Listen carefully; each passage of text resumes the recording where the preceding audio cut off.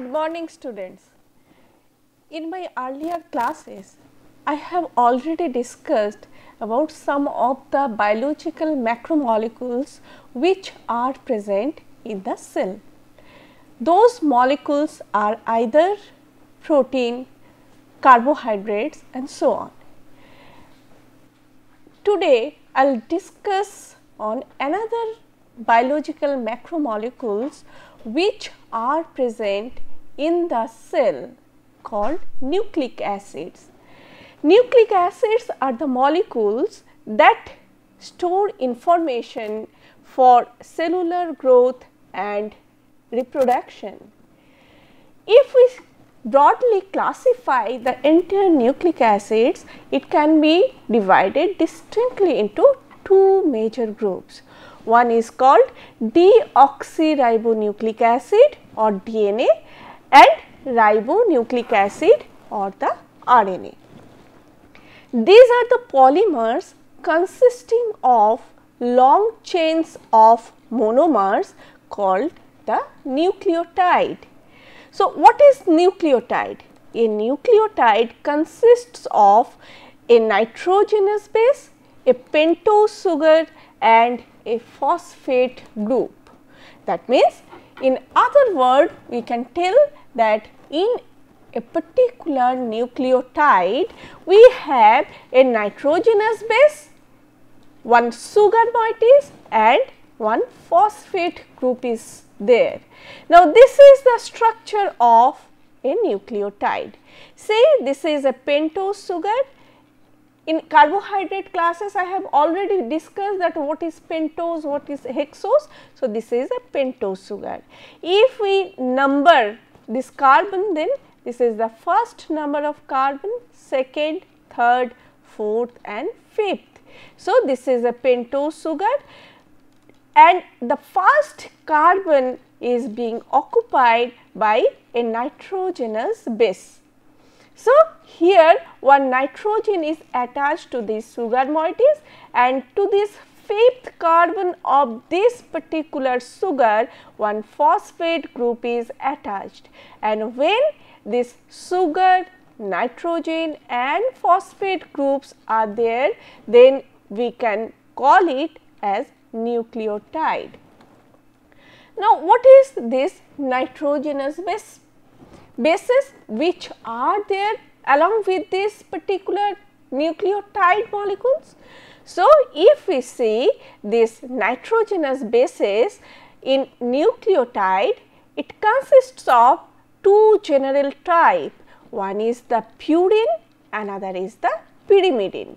Now, if we see the structure of purine and pyrimidine, then we can find that this pyrimidine is a nitro containing heterocyclic molecule. Now, here if we see further this pyrimidine, it has got three main derivatives. One is called cytosine, it is symbolized as C, thymine T and uracil U. When to this heterocyclic nitro containing ring one imidazole group is being attached, it forms the purine. And if we see the derivatives of this purine, we can find that adenine and guanine. That adenine is symbolized as A and guanine is symbolized as G. These are the derivatives of purine. Now, if we further go into these derivatives of purine and pyrimidine, we can find that this adenine and guanine, this A and G, they are the purine derivatives are present, both are present in RNA as well as DNA molecules. Whereas, if we see the pyrimidines and pyrimidine's derivatives, then we can find that this cytosine is present both in DNA and RNA, whereas thymine is present only in DNA and uracil is present only in RNA. That means, structurally, if we see the structure of these pyrimidine derivatives, that is thymine and uracil, we can find that say rest of the structures are same, both the molecules except this methyl group which is attached to these thymine molecules. And these thymine molecules, when this methyl group is removed or this methyl group is not attached, we can call it as uracil. That means, in other word, we can tell that this uracil, methyl containing uracil is the thymine, or demethylated thymine is the uracil. So, these are the structural differences, and here this thymine is present in DNA, and in RNA thymine is substituted with uracil, that is U. That means, in short, what we can conclude from this nitrogenous bases, we can tell that A, G, C is common, that means adenine, guanine, cytosine is common in both DNA as well as RNA molecules.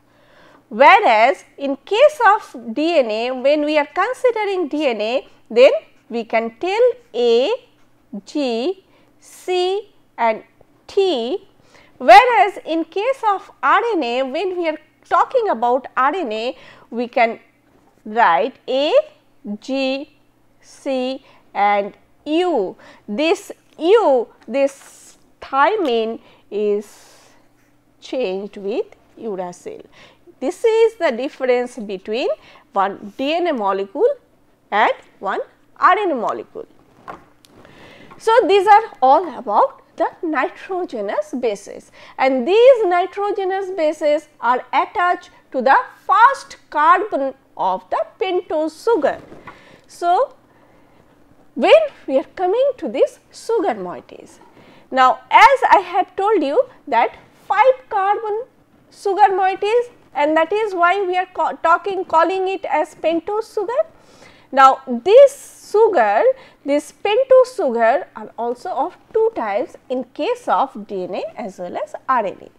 In case of RNA, this is the simple ribose sugar. This is the ribose sugar. See, this is 1, 2, 3, 4 and 5 carbon sugar, and this is the ribose sugar in case of RNA molecule. But here in case of DNA, it is called deoxyribose. That means, one oxygen is missing in the sugar moieties, 5 carbon sugar. So, what is that? See, in the second carbon, here you see one H and OH is there, but here in this deoxyribose, you see oxygen is missing. No oxygen is bonded to this carbon atom, and that is the reason why it is called deoxyribose, and which is present in the DNA molecule. The sugars have their carbon atoms numbered with the prime to distinguish them from the nitrogenous bases, and to this particular carbon atom number 1, here the nitrogenous bases are being attached, and this is the major difference with the ribose sugar, 5 carbon sugar with DNA and RNA.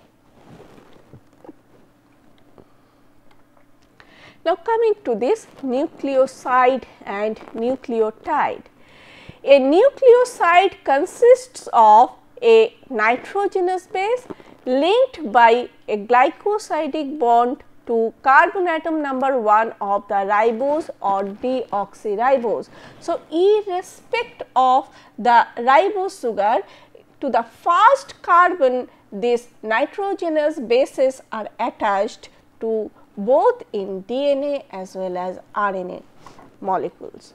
nucleosides are named by changing the nitrogen base ending to ocene for purine and idine for pyrimidines. The nucleotide is a nucleoside that form a phosphate ester with the carbon atom number 5 hydroxyl group of ribose or deoxyribose. Nucleotide are named using the name of the nucleoside followed by 5 prime monophosphate.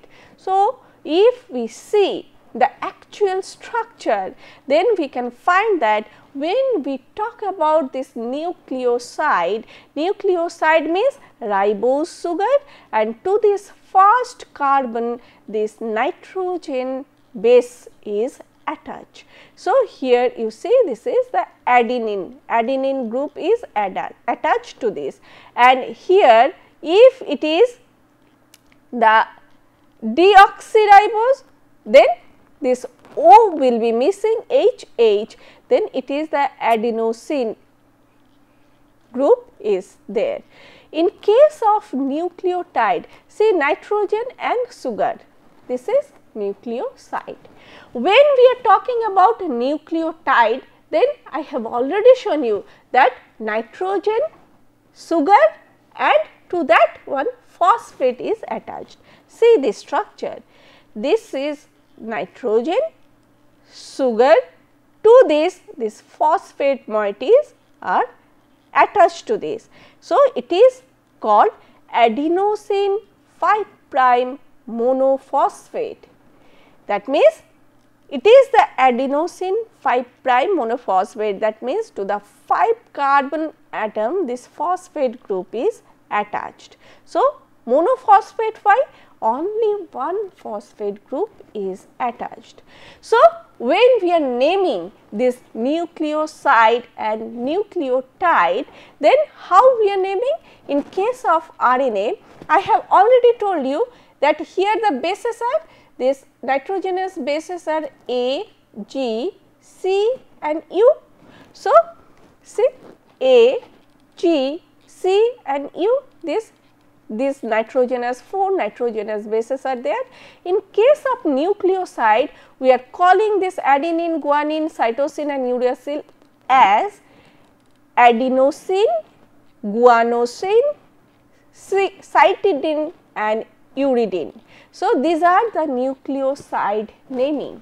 When we are talking about the nucleotide, then adenosine 5 prime monophosphate, as I have already mentioned that here nucleotide are named using the name of the nucleoside followed by 5 prime monophosphate. So, similarly adenosine 5 prime monophosphate, guanosine 5 prime monophosphate, cytidine 5 prime monophosphate, uridine 5 prime monophosphate and so on.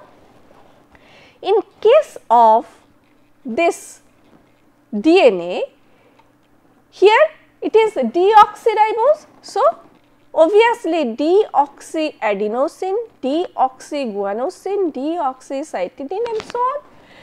When we are naming the nucleotide, then deoxyadenosine 5 prime monophosphate or DAMP, deoxyguanosine 5 prime monophosphate, deoxycytidine 5 prime monophosphate, deoxythymidine 5 prime monophosphate.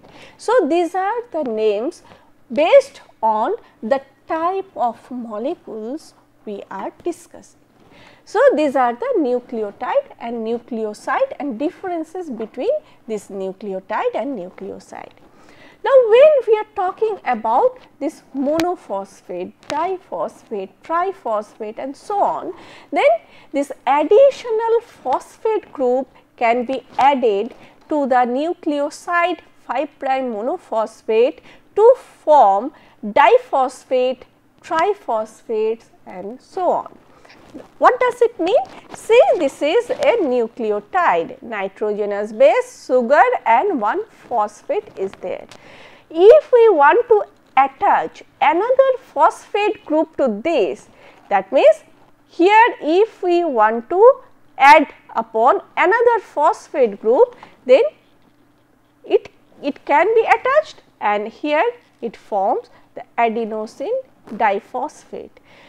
To this diphosphate, when we are interested to incorporate another phosphate group to this, then it forms the adenosine triphosphate or ATP molecule. And as we all know, we have already learned that ATP is the major energy source for all cellular activities. So, these ATP molecules are playing a significant role in different metabolic activities which are performed by the cell. Now, coming to this primary structure of the nucleic acid. The primary structure of the nucleic acid is the nucleotide sequence. The nucleotides in nucleic acids are joined by phosphodiester bonds. The 3' hydroxyl group of the sugar in one nucleotide form an ester bond to the phosphate group on the 5' carbon of the sugar of the next nucleotide. What does it mean? It is, say, this is one nucleotide, this is another nucleotide. So, just till now what we were discussing, that what is nucleoside and what is nucleotide. We have learned nucleoside is sugar plus nitrogen base, and when one phosphate is being attached to this, it forms the nucleotide. That means, in case of nucleoside, no phosphate is attached. In case of nucleotide, nitrogenous base, sugar moieties plus phosphate. That means, sugar plus nitrogen base is the nucleoside, sugar, nitrogenous base and phosphate is the nucleotide. Now, when one such nucleotide is being attached to another nucleotide, then this ladder, this linkage or this chain like formation is taking place. Now, how this chain is being formed? Now, here you see this is the carbon 1, 2, 3, 4, 5.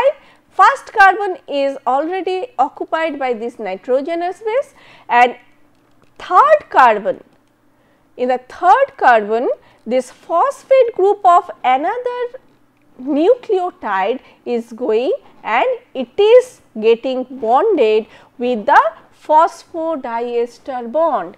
Now, when this type of linkages are taking place, then one nucleotide is getting attached to the another nucleotide, and this phosphate, when it is coming to the next nucleotide, the third carbon sugar moieties of the another nucleotide, then it is getting linked, and in this way the chain is formed, and this chain is called the primary structure of the nucleic acid.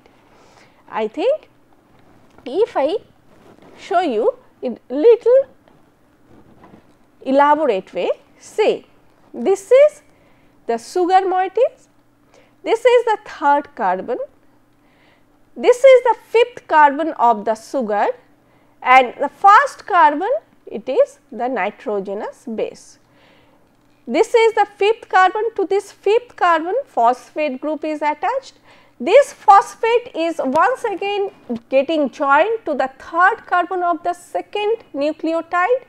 Here nitrogenous base is there, fifth carbon, here phosphate is there, and this phosphate is being attached to the third nucleotide and sugar moieties and third carbon of the third nucleotide, and here from this phosphate is being attached to the fourth nucleotide molecule, the sugar molecule, the third carbon of this fourth number of this nucleotide, and in this way this 1, 2, 3, 4, and that way nucleotides are being linked up and they form a chain like structure. These nitrogenous bases may be A, T, G, C, A, U, G, C. So, see here A, C, G, T, these are the nitrogenous bases. So, a nucleic acid polymer has a free 5' phosphate group at one end and a free 3' OH group at the other end. The sequence is read from the free 5' end using the letter of these bases. Say for example, 5' A, C, G, T, 3'. That means, if we want to write the structure that how these nitrogenous bases are attached, then we will have to write 5' A, C, G, T and then ending with the 3'. So, this is the example of the primary structure of the nucleic acid. You see, this particular linkages has got very close similarity with the primary structure of the protein molecule. What I have already discussed, that one amino acid is being attached with another amino acid, the second amino acid is getting attached with third, fourth, fifth and so on. What is happening in case of these amino acids, when they form this protein structure, that in one particular amino acid we have already learned that there is an amino terminal and one carboxyl terminal of that particular two groups are there. So, when one amino group is getting attached with the carboxyl group of another amino acid, they form the peptide linkage, and this peptide linkage joins that one amino acid to another, and that way the primary structure of protein is formed.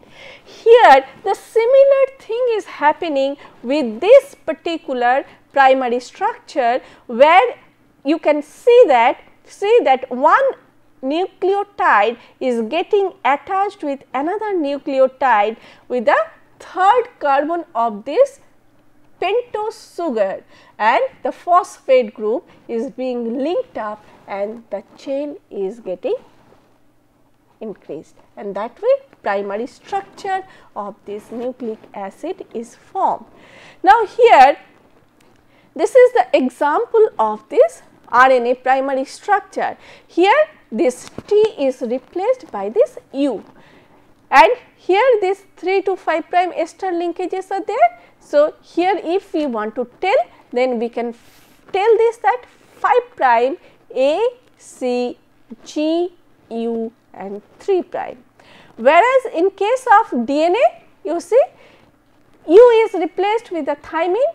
So, if we want to tell the structure of this primary structure of this particular nucleic acid, then we can find that 5' A, C, G, T and 3'. So, these are the primary structure of this DNA and the RNA molecules. Now, coming to the secondary structure. So, when we are talking about this primary structure, we have already learned that this is a very simple structure which is there and joining the nucleotide together. In the secondary structure, we can find the DNA double helix. That means, in DNA there are two strands of nucleotides that wind together in a double helix form. The strands run in opposite direction, that is anti-parallel to each other. What does it mean? That means, if one strand is from 5' to 3', another strand will be from 3' to 5'. So, this oppositely that numbered, that 5 prime, if it is starting, another end will be 3 prime, and when these two strands are coming, that means they are anti-parallel to each other. When they come and they bind each other and form this type of structure, it is called the helix like structure, and this is the secondary structure of the DNA molecule. The bases are arranged in a step like manner, and the base pairs are held together by hydrogen bonding. The pairing of the bases from the two strands is very specific. The complementary base pairs are AT and GC. That means one purine is getting linked with another pyrimidine. That is the linkage.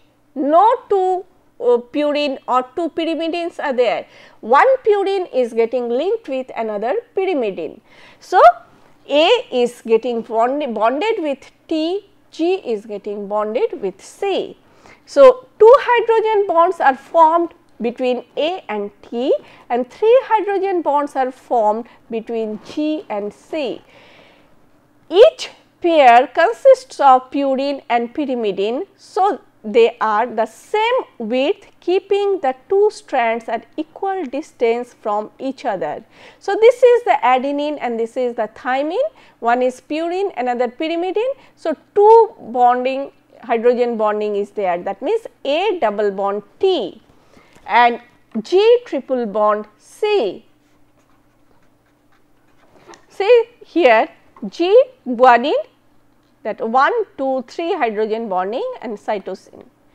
So, these are the helix structure, double helical structure of this DNA. ATGC linkages, base pairs are there, and which are associating the two strands in a organized manner. DNA double helix model is first introduced by Watson and Crick in 1956, and they got Nobel Prize for that. The bases are oriented perpendicular to the helix axis. They are hydrophobic in the direction perpendicular to the plane of the bases, cannot form the hydrogen bond with water. The most common DNA structure in solution is the B form of DNA. Under conditions of applied force or twists in the DNA or under low hydration conditions, it can adopt several helical conformation which are referred to as A form of DNA or Z DNA and so on. See, here is one nucleotide strand, another, and you see AT, GC, GC, AT, and that way this helix structure is there. It is formed in between and they are associating the two strands together.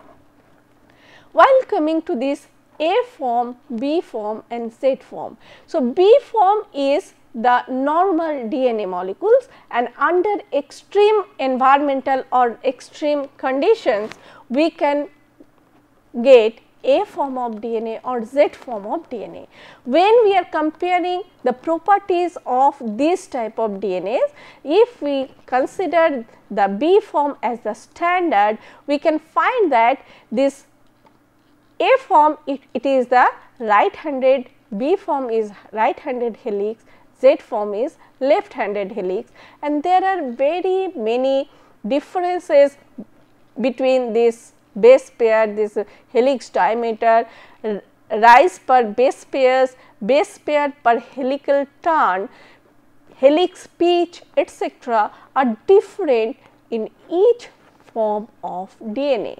Now, if we see at a glance, we can find that the A form of DNA is very thick and short, B if we are considering as normal, then Z form is thin and long.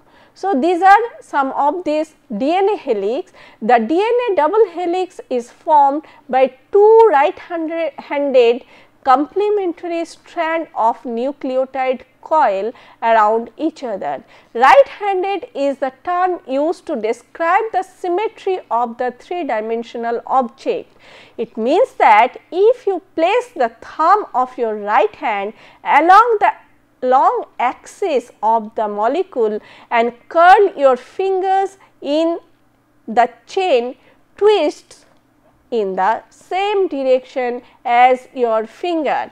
Now, if suppose this is the double helical structure, and now if we wind this double helix structure to the thumb, and if it is forming this right handed helix, it will be wind like this, and this is called the right handed helix of DNA. And in case of left handed,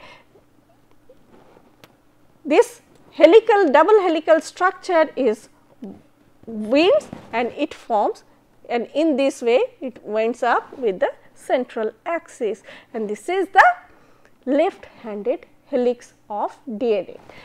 So, if we see this other properties, the storage of DNA in eukaryotic cells, mainly the animal, plant and fungi, DNA is stored in the nucleus, which is separated from the rest of the cell by the cell membrane, and within that the cell sap is called nucleoplasm. That is, that I have already discussed those things, that inside the nucleus, in case of eukaryotes, that nucleus has got its own nuclear membrane, and that is separating this nucleus from the other organelles, and nucleus has got the layer, that nucleus has got its own this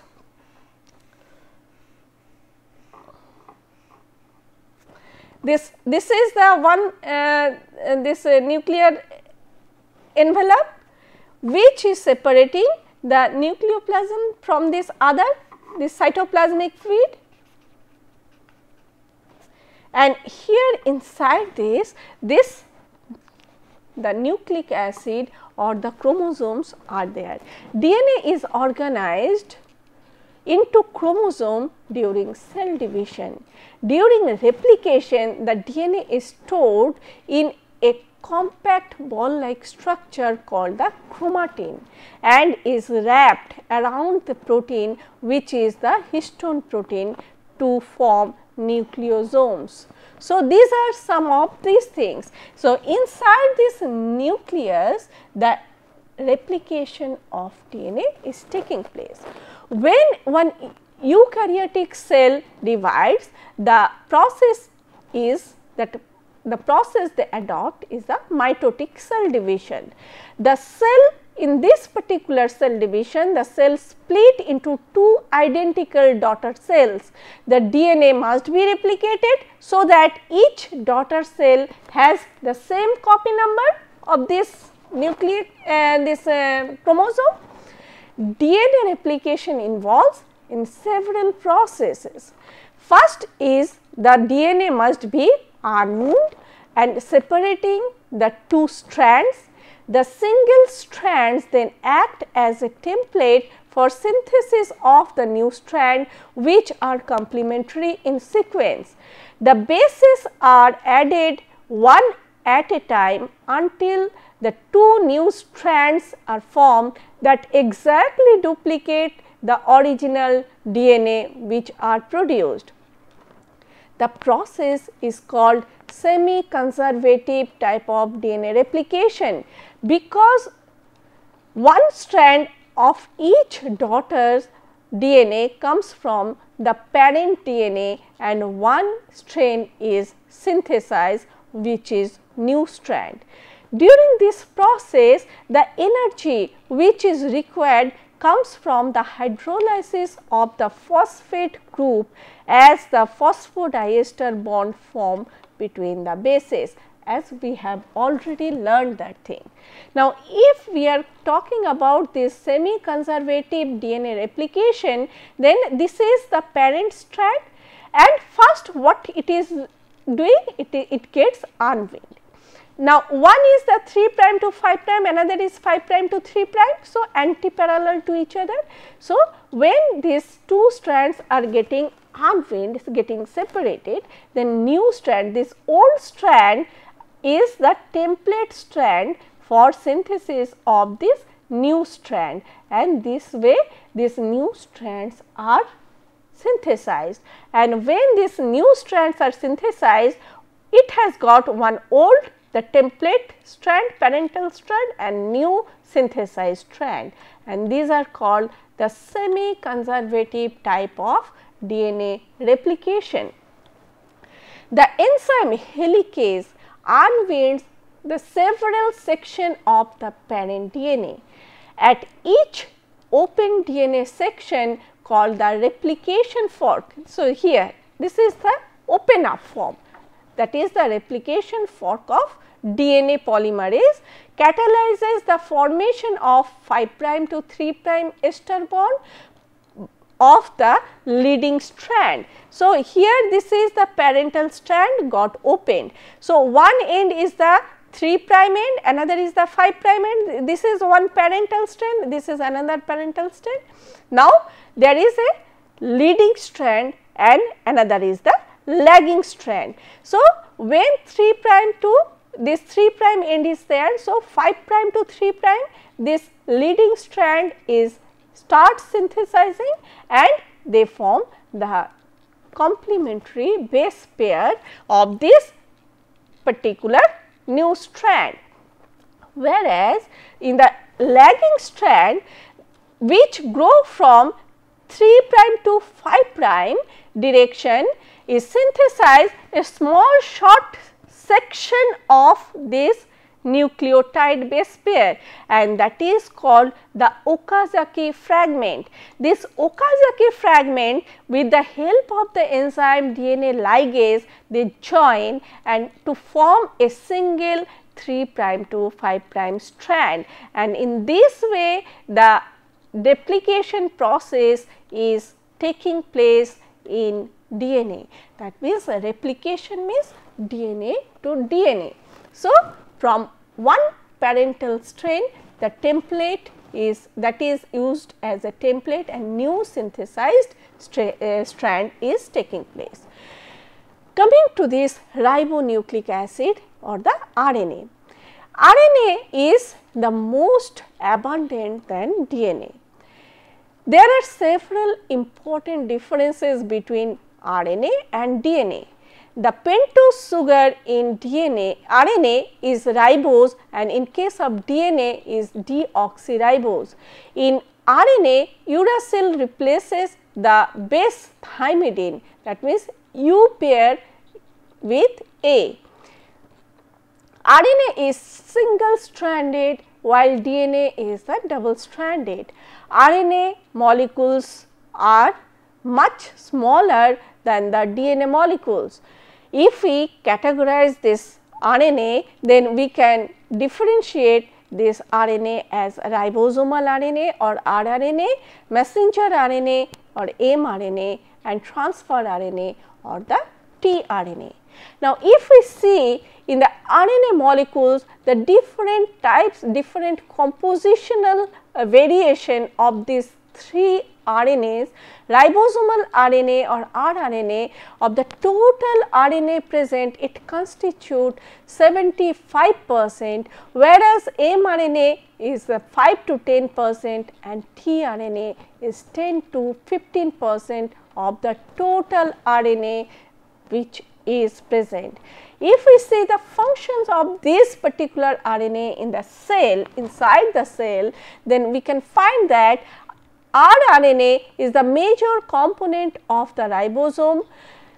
mRNA carries the information of protein synthesis from the DNA in the nucleus to the ribosome, and tRNA brings amino acid to the ribosome for protein synthesis. So, this way this RNA, different RNAs are doing a very important role in cell system.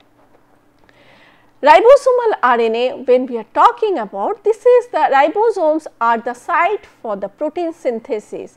They consist of ribosomal RNA 65% and protein 35%. The function of rRNA is to provide a mechanism for decoding mRNA into amino acids, and it interact with the tRNA during translation by providing peptidyl transferase activity. rRNA is the most conserved, and that is the reason why nowadays we rely upon the rRNA data for identification of any unknown species.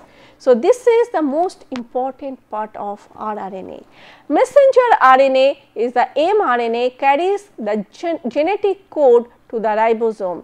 They are strands of RNA that are complementary to the DNA of the gene for the protein to be synthesized. There are another type of RNA called small interfering RNA, or it is called siRNA. They are the class of double stranded RNA molecules, 20 to 25 nucleotide base pair in length. siRNA is involved in the RNA interference, that is RNAi activities pathway, where it interferes with the expression of a specific gene. They have implicated in the wide range of functions such as cell growth or apoptosis, that is programmed cell death, development of neural plasticity, remodeling, and even insulin secretion. Now, coming to the tRNA. Transfer RNA translate the genetic code from the messenger RNA and brings specific amino acid to the ribosome for protein synthesis. Each amino acid is recognized by one or more specific tRNA. tRNA has a tertiary structure that is L-shaped. One end is attached to the amino acid and the other bind to the messenger RNA by the 3 base complementary sequence. If we see the structure of tRNA, it has got a 5 prime terminal phosphate group. That this particular tRNA has a CCA tail, that is cytosine adenine sequence at the 3 prime end of the tRNA molecule. This sequence is important for the recognition of tRNA by enzymes critical in translation. In prokaryotes, the CCA sequence is transcribed in some tRNA sequence. In most prokaryotic tRNA and eukaryotic tRNAs, the CCA sequence is added during processing and therefore does not appear in the tRNA gene. This tRNA has a D arm, that is 4 base pair stem ending in a loop that often contain dihydrouridine. It has got also anticodon arm, that is 5 base pair stem whose loop contains the anticodon, and it has got also a T arm, that is the 5 base pair stem containing the sequence, that is T psi C, where psi is the pseudouridine. So, as I have told you already that it is the tRNA which is L shaped. See, this is the L shaped tRNA. If we say this is the loop where this anticodon loop is there, and if we see the structure that say in the 3 prime end of this particular hydroxyl group, one CCA group is there. It forms the ester bond to the amino acid, and this is the acceptor stem. and it has also got a 5 prime end, as I have already discussed. That I have also told you that it has got that loops, that one is the D arm, another is the T arm, and another is the anticodon, and this anticodon arm is the 5 base pair stem, and it sends the messenger RNA which is coming with the polysome and forming the nucleotide, and it is sensing the amino acid for this particular that mRNA, and this is the importance of this particular tRNA, and it brings the amino acid to that particular site. When coming to this transcription, that several steps occur during transcription. A section of DNA containing the gene got unwinds. The mRNA is synthesized using complementary base pairing using uracil, that is U, replacing the thymine, that is T. The newly formed mRNA moves out of this nucleus to the ribosome in the cytoplasm, and the DNA rewinds. So, if we see, I have already discussed that the DNA replication is taking place in the nucleus. DNA replication is taking place. Transcription, when it takes place, DNA forms the mRNA. When mRNA is formed, mRNA comes out of this nucleus to this outside of the cell, and it is coming to the cytoplasmic fluid of the cell. And these two main processes involved in protein synthesis are the formation of mRNA from this DNA, that is the transcription, and conversion of tRNA to proteins at the ribosome, that is the translation. Transcription takes place in nucleus, while translation takes place in the cytoplasm. So, as soon as mRNA is formed, mRNA is coming out from this nucleus to the cytoplasm, where this translation is taking place. So, here if we see the transcription central dogma of this cell, see here replication is taking place, DNA to DNA is the replication. When DNA is undergoing transcription, it forms DNA, forms this mRNA. When mRNA is formed, this mRNA comes out from this nucleus to the cytoplasmic fluid, where actual protein synthesis is going on, and these amino acids are producing this protein called the translation process, which is going on in the cell with the help of this nucleic acid. Now, coming to this genetic code. The genetic code is composed of nucleotide triplets. In other words, 3 nucleotides of mRNA, that is specify one amino acid in a particular protein. So, what we can tell that 3 nucleotide is a codon which specify for one particular amino acid. One codon is specified with one particular amino acid. The code is non-overlapping, that means there is no overlapping of this particular code. This means that successive triplets are read in order. Each nucleotide is part of only one triplet codon. The genetic code is unambiguous.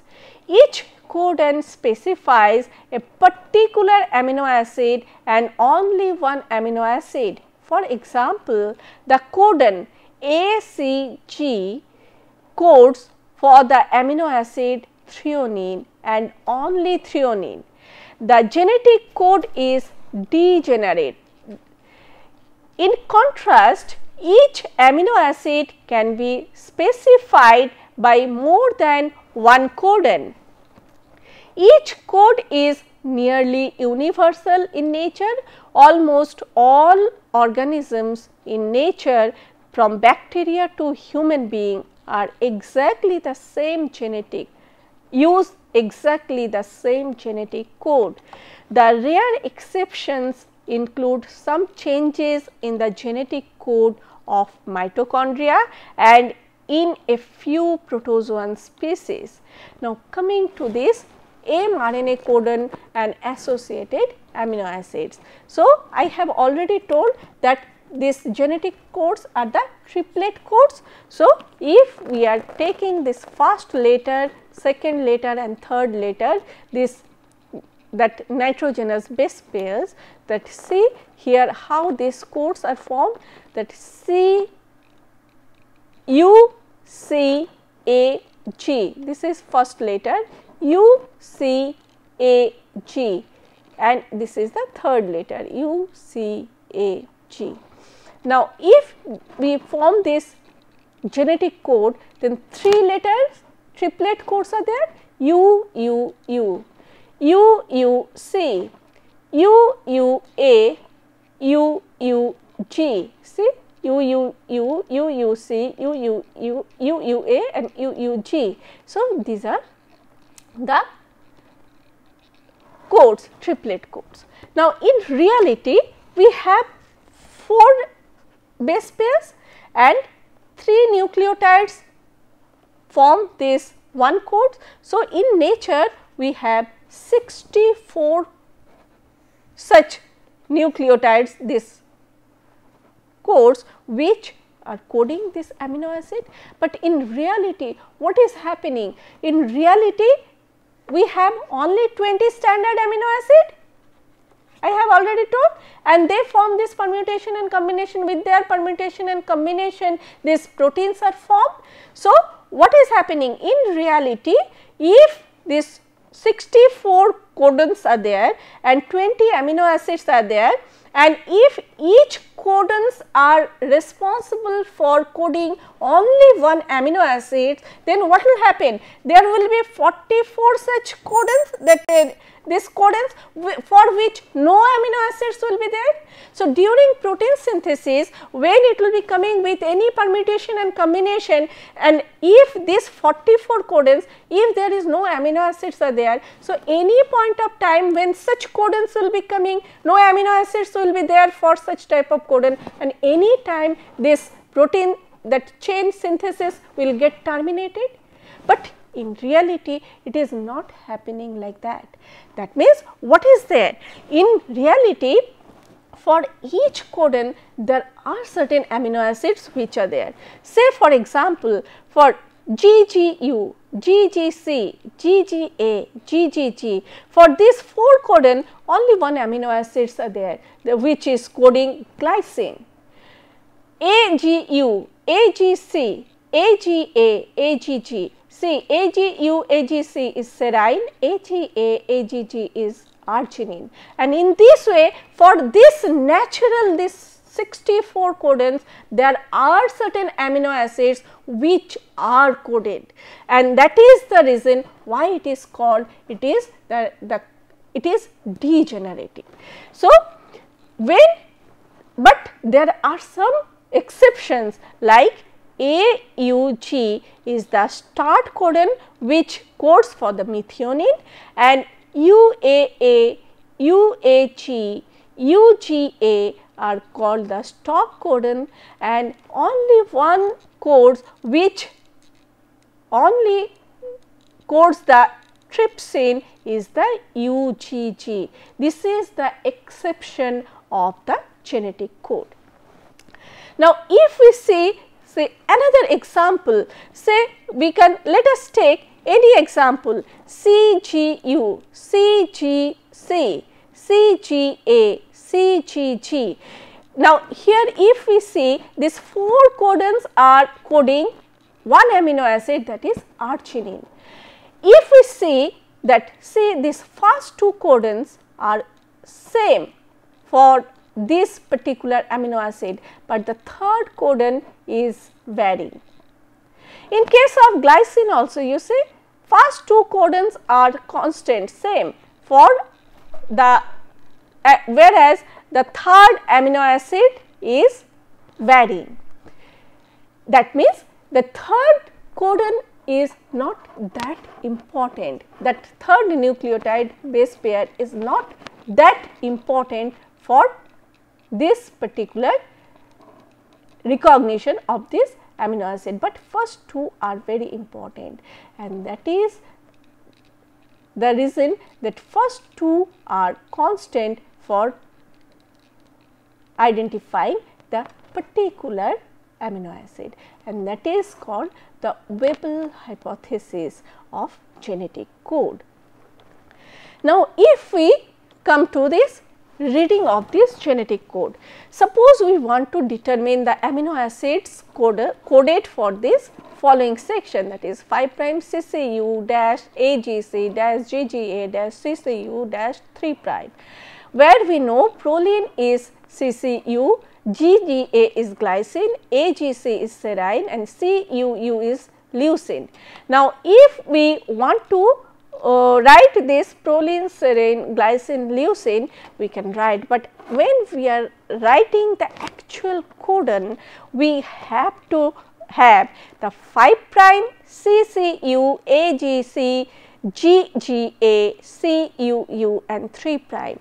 While writing this codon, there should not be any punctuation, any comma, any full stop, any dash or any such type of use of punctuation while writing the genetic code, and this is the correct way of writing the codon. Nowadays, 16S rRNA for prokaryotic and 18S rRNA is used for identification and characterization of unidentified living organisms because they are conserved in nature. RNA being conserved in nature, such identification are considered to be the most reliable. Nucleic acid and nucleus present inside the cell behaves as the brain of the system, as the entire cellular metabolism is controlled by the end product of the central dogma, that is the protein. And with this, today I am concluding my lecture, and I have tried to give you some idea about that how cell is undergoing division, cell division, growth, replication and reproduction is going on with the help of this nucleic acid, that is DNA and RNA molecules. In my next class, I will discuss about another macromolecules which is playing a significant role in cellular activities, and that is the lipid molecules. Thank you very much.